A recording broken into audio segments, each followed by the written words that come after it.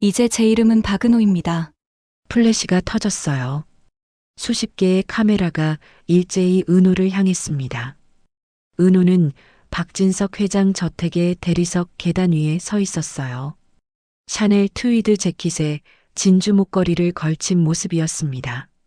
3주 전만 해도 카페 앞치마를 두르고 커피를 내리던 그녀였는데 지금은 완전히 다른 사람처럼 보였어요.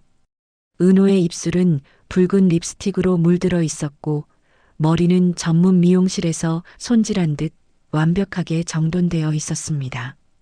기자들이 질문을 쏟아냈습니다. 갑자기 성을 바꾼 이유가 뭐냐고, 박진석 회장이 입양을 결정했다는 게 사실이냐고, 고성의 여사와의 관계는 어떻게 되느냐고 물었어요. 은호는 침착하게 준비된 멘트를 읽기 시작했어요. 손에 들린 종이가 미세하게 떨리고 있었지만 목소리만큼은 또렷했습니다. 은호는 자신이 고성의 여사의 친딸로 태어났지만 30년 동안 그 사실을 모르고 살았다고 설명했어요. 최근 DNA 검사를 통해 진실이 밝혀졌고 박진석 회장님께서 자신을 딸로 받아들이겠다고 하셨다고 말했습니다. 은호는 그 제안을 받아들였습니다. 저는 오늘부터 법적으로 박진석 회장님의 딸이 됩니다. 이름도 지은호에서 박은호로 변경했다고 했습니다. 은호의 목소리는 단호했어요. 마치 오랫동안 연습한 것처럼 매끄러웠습니다. 하지만 은호의 눈동자는 미세하게 흔들리고 있었어요. 기자회견장 뒤편에서 이지혁이 서 있었어요. 그는 믿을 수 없다는 표정으로 은호를 바라봤습니다. 3주 전 은호는 한강 다리 위에서 울면서 자신은 그냥 지은호로 살고 싶다고 말했었어요. 재벌가 딸이 되는 게 두렵다고, 자신의 정체성이 흔들린다고 말했던 그 은호가 지금 저기 서서 당당하게 박은호라고 선언하고 있었습니다. 지혁은 주먹을 꽉 쥐었어요. 손톱이 손바닥에 파고들 정도로 세게요. 지혁의 턱선이 굳어졌고 이를 악물고 있는 게 보였습니다. 지혁의 옆에는 박성재가 서 있었어요. 성재도 충격을 받은 표정이었습니다. 그는 며칠 전 은호를 만났을 때 은호가 했던 말을 기억하고 있었어요. 자신은 제 이름을 지키고 싶다고, 지은호로 살고 싶다고 말했었는데요. 하지만 지금 은호는 스스로 그 이름을 버린 겁니다. 성재는 고개를 저었어요. 이해할 수 없다는 표정으로요. 성재의 눈에는 실망과 당혹감이 동시에 어려 있었습니다. 기자회견이 끝나고 은호가 저택 안으로 들어갔어요. 거대한 거실에는 박진석, 고성희, 박영나가 기다리고 있었습니다. 박진석이 은호에게 다가가 어깨를 두드렸어요. 박진석은 은호를 칭찬하며 잘했다고, 이제 우리 딸 박은호라고 말했습니다. 박진석의 목소리는 자랑스러워 보였습니다. 박진석의 손이 은호의 어깨 위에서 묵직하게 무게를 실었어요. 고성희는 소파에 앉아 눈물을 닦고 있었어요. 그녀는 3주 동안 은호를 설득했습니다. 은호야, 네가 박진석의 딸이 되면 모든 게 달라질 거야. 사람들이 바라보는 눈이 달라지고 할 수 있는 일의 범위도 달라진다고, 더 이상 가난 때문에 꿈을 포기하지 않아도 된다고 말했어요. 처음에 은호는 거절했었어요. 하지만 고성희는 포기하지 않았습니다. 고성희는 매일 은호를 찾아갔고 밤낮으로 전화를 걸었어요. 은호가 흔들릴 때까지 멈추지 않았습니다. 결정적인 순간은 일주일 전이었어요. 은호가 운영하던 카페에 불이 났습니다.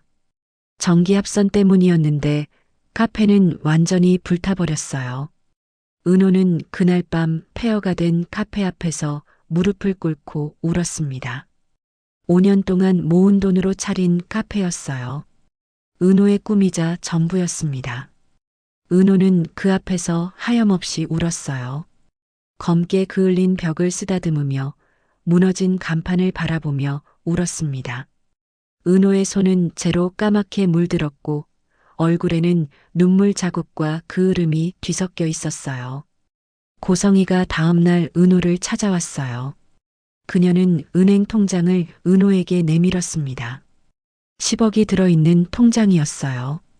고성이는 이 돈으로 카페를 다시 지을 수 있다고, 더 큰 카페를 지을 수도 있다고 말했습니다. 하지만 조건이 있다고 했어요. 지은호가 박진석의 딸이 되는 거라고요. 은호는 그 통장을 바라보며 한참을 고민했어요. 손이 떨렸습니다. 10억? 그 숫자가 은호의 눈에 계속 아른거렸어요. 은호는 통장을 집어들었다가 내려놓기를 반복했습니다. 그날 밤 은호는 정순이를 찾아갔습니다. 정순이는 작은 식당에서 설거지를 하고 있었어요. 은호가 조심스럽게 물었어요. 자신이 성을 바꾸면 어떨지, 박은호가 되면 어떨지요. 정순이는 손을 멈추고 은호를 바라봤어요. 그녀의 눈에는 슬픔이 가득했습니다. 정순이는 한참을 침묵하다가 말했어요. 그건 내가 결정할 일이라고.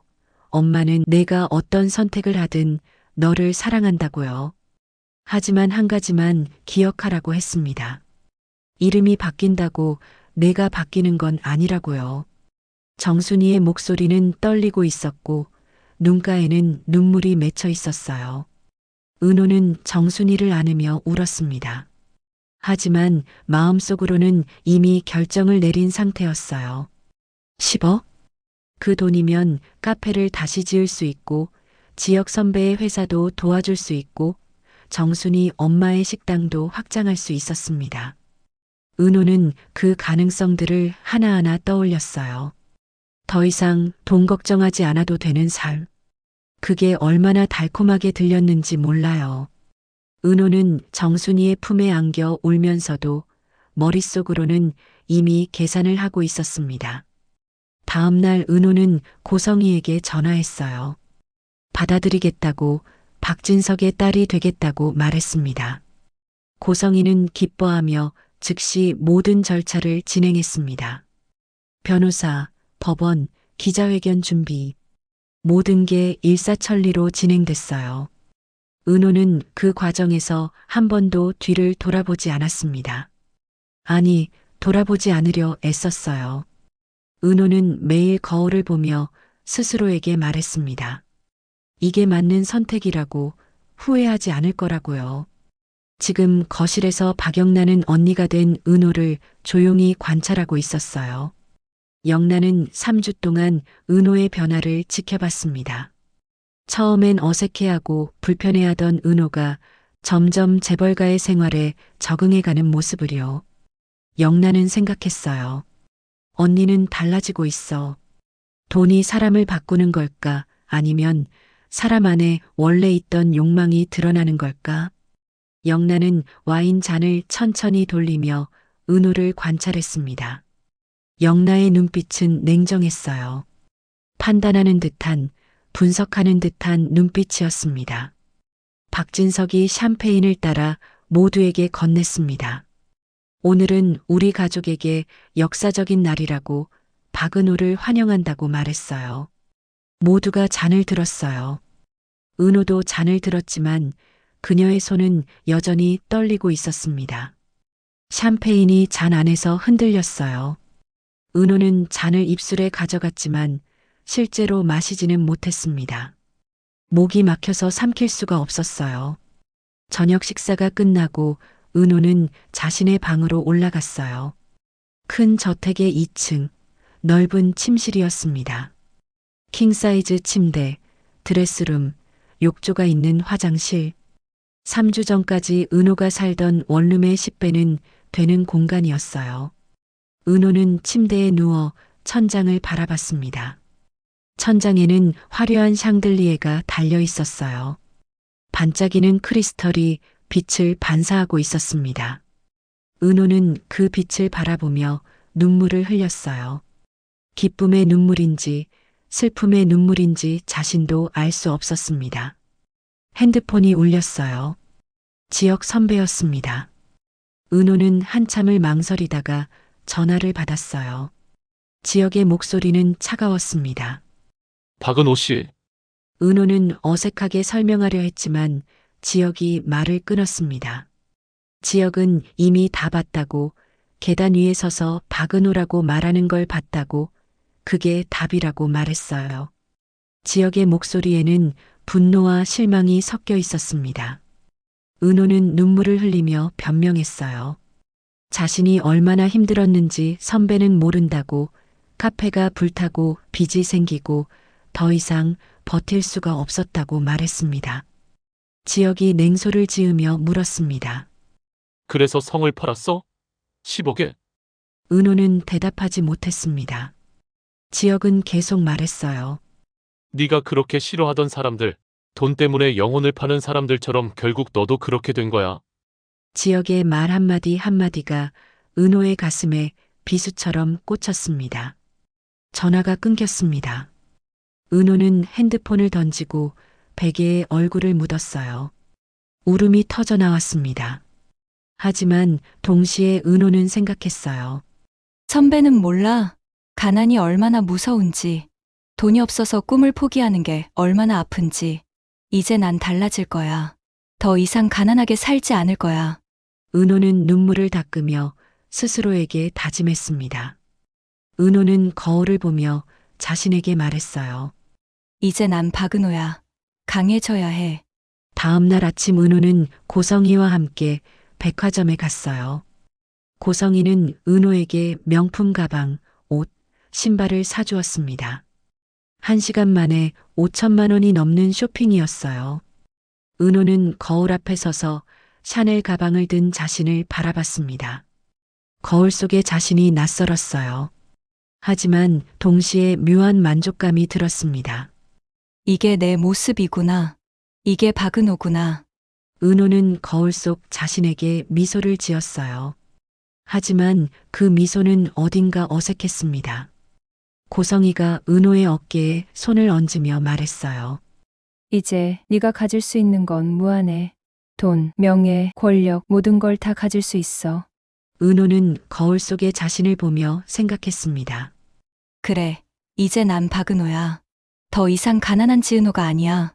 은호는 고성희를 보며 처음으로 진심으로 웃었어요. 하지만 그 웃음 뒤에는 말할 수 없는 공허함이 숨어 있었습니다. 점심 식사 후 은호는 예전에 자원봉사를 하던 복지관에 들렀어요. 복지관 원장님이 반갑게 맞아주었습니다.